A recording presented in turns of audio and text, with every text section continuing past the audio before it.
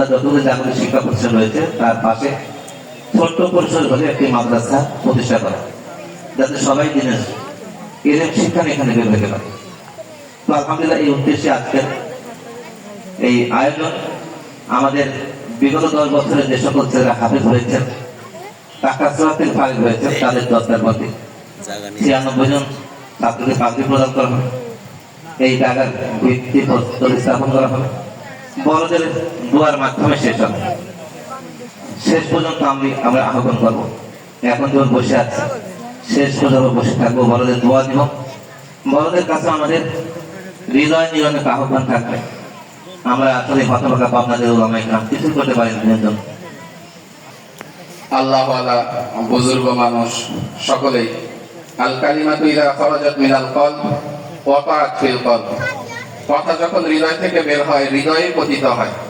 ওয়া ইযা খারাজাত মিনাল লিসান লাম তুজাবিজিল আযান।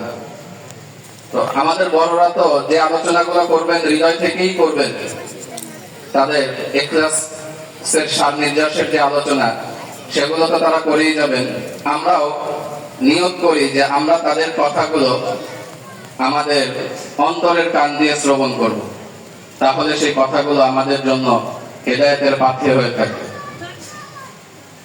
আজকে যে একঝাঁক উলামায়ে কেরামের সমবেত হওয়ার এই মজলিসের মধ্যে আমি বড়দের, বুজুর্গদের এবং আমাদের মুরব্বী যারা আছেন তাদের কষ্ট হবেন যদিও, এবং যদিও এটা মনে হতে পারে যে মজলিসের খেলাফ বড়দেরকে সামনে বসায় রেখে অন্যদের আলোচনা দেওয়া, কিন্তু বরকতের উদ্দেশ্যে এখানে যারা আসছেন তাদের সকলেই যারা আমাদের সামনে এসে বসে আছেন তাদের পরিচয় লাভ এবং তাদের থেকে যাতে আমরা বরকত নিতে পারি, ভবিষ্যতে যাতে আমরা সাক্ষী দিতে পারি।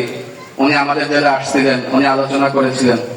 এই জন্য উপস্থিত উলামায়ে কেরাম যারা আছেন তাদের সকলের কাছে আমার বিনীত অনুরোধ থাকবে, আপনারা যদি সংক্ষিপ্ত সময়ের জন্য হলেও 2-4টি কথা আমাদেরকে হেদায়েতের উদ্দেশ্যে আলোচনা করেন, ইনশাআল্লাহ। আলহামদুলিল্লাহ ওয়া কাফা ওয়া সালামুন আলা ইবাদিল্লাযিনা ইসতাফা, আম্মা বা'দ। মুহতারাম হাজিরিন, আজকের এই প্রোগ্রামের বর্তমান যে অবস্থা আমরা এখানে আসার পরে দেখতে পেলাম, এ সম্পর্কে আসলে আমি আসার আগে অবগত ছিলাম না। হযরত মাওলানা ইমরান সাহেব মাদ্দাজিল্লাহুল, ওনার সাথে পরিচয়, সেই পরিচয়ের সূত্র ধরে উনি পাবনায় আসার জন্য দাওয়াত দিয়েছেন, এবং আমি বলেছিলাম যে আমার পাবনার দিকে যেহেতু যাওয়া হয় নাই, তো কোনো এক সময় ইনশাল্লাহ যাব। উনি 12 জুলাইয়ের কথা বলেছেন, চিন্তা করে দেখলাম যে 12 জুলাই আসা যায়, এবং যখন শুনলাম যে 12 জুলাইতে এখানে আরো উলামায়ে কেরাম আসবেন, তো সে আগ্রহ আরো বেড়ে গেল। এবং